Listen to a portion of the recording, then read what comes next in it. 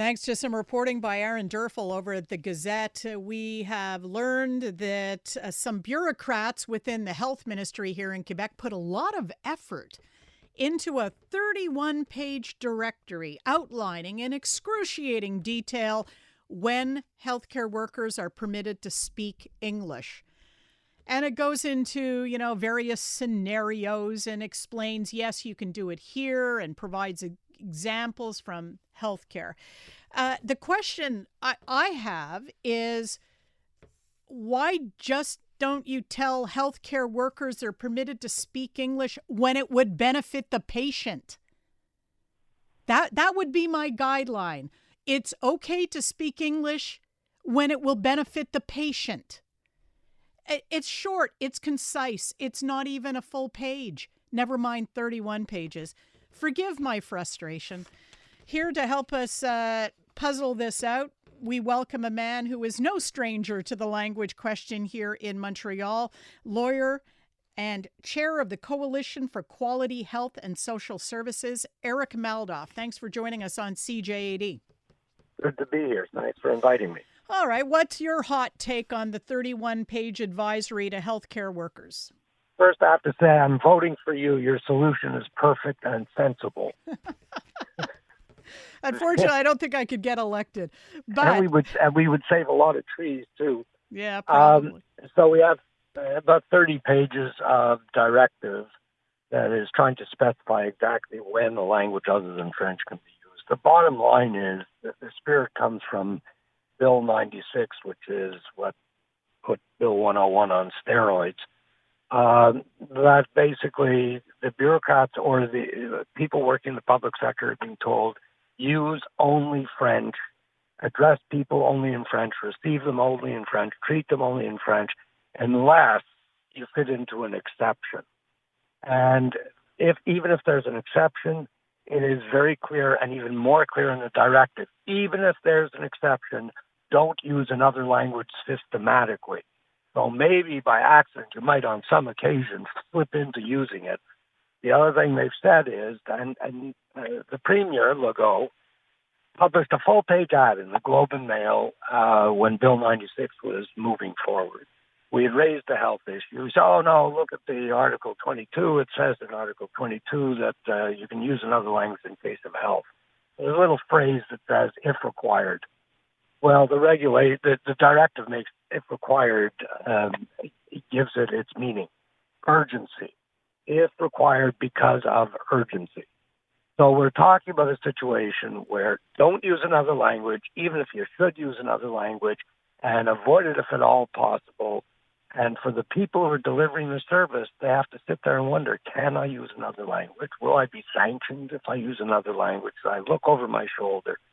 Now, when you get to the health and social service system, effective communication is fundamental to having good outcomes and avoiding errors, people not following prescriptions are given, not following instructions, doctors and other professionals understanding what the symptoms are, etc. Everybody understands this. Being able to communicate is fundamental. And every professional and every person working in the health sector knows that. So to constrain them and having them second-guess themselves is time, energy, delay. Delay is not a friend of healthcare.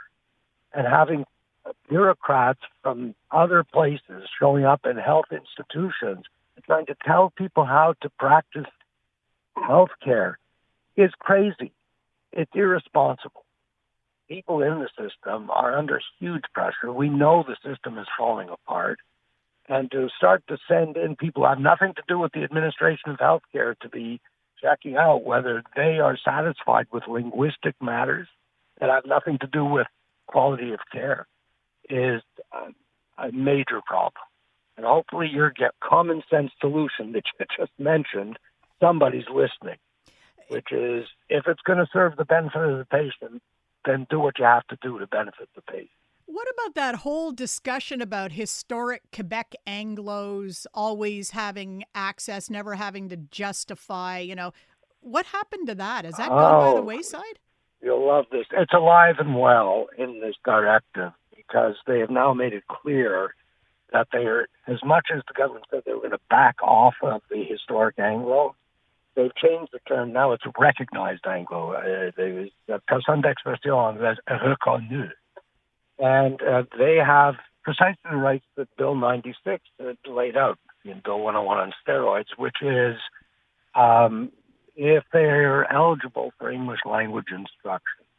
The directive says they have to make proof that they have access to English education certificate.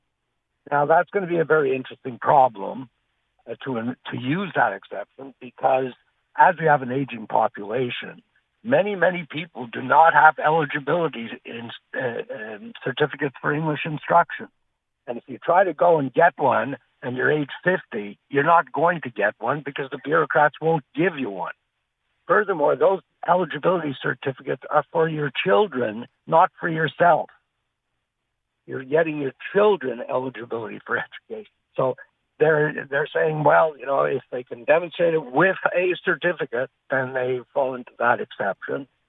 The other is if they can prove that no other language has ever been used to communicate in respect of the dossier, the file of the individual seeking service. It's possible one day somebody actually says, merci beaucoup.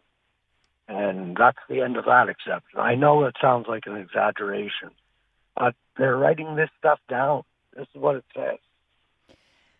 Well, my first thought is that Aaron Rand is going to have to bring out a new T-shirt. He does those fundraising T-shirts, and he had one, Historic Quebec Anglo. I think he's going to have a new one, Recognized Anglo, whatever, that ends up meaning. Where do we go from here, Eric Maldoff? Well, I think it's up to the institutional leadership and the professional leadership to insist on complying with their codes of ethics in the healthcare system, which is their obligation is to deliver the best possible care. And I don't think the government can mandate doing anything less than that. So I think as time goes on, professionals will be professionals and healthcare workers will be professional in what they do.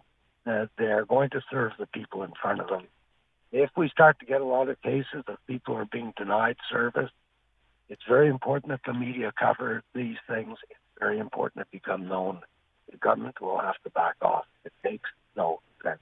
Well, everyone, we all want to believe that healthcare workers are those guardian angels who are always looking out for our best interests and getting us healthy, and we all love them, and apple pie and motherhood and all, fabulous things.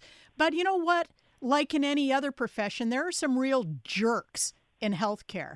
And I can just see Anglos going in and seeking a service and getting some petty language activist who happens to be a bureaucrat in the healthcare system, or a nurse or an orderly or a doctor, and getting hassled for demanding English. And I think you're right, Eric. We're going to have to talk about these cases because it's unacceptable to have to justify the need to be spoken to in English in healthcare. I don't think the government of Quebec is insensitive to being ridiculed.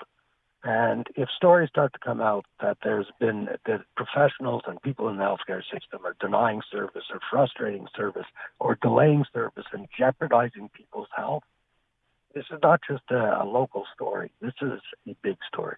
It goes to the question of what the obligations are in the health sector across Canada and, frankly, globally. And these are professions that transcend borders. And the standards of care are the standards of care in terms of the obligation to do the best you can for the people in front of you that you're serving. Eric Maldoff, chair of the Coalition for Quality Health and Social Services. Thanks very much for speaking to us today. Thank you for inviting me. Take care. Thank you. You too. Stay out of hospitals. I think we're all trying to do that these days, right?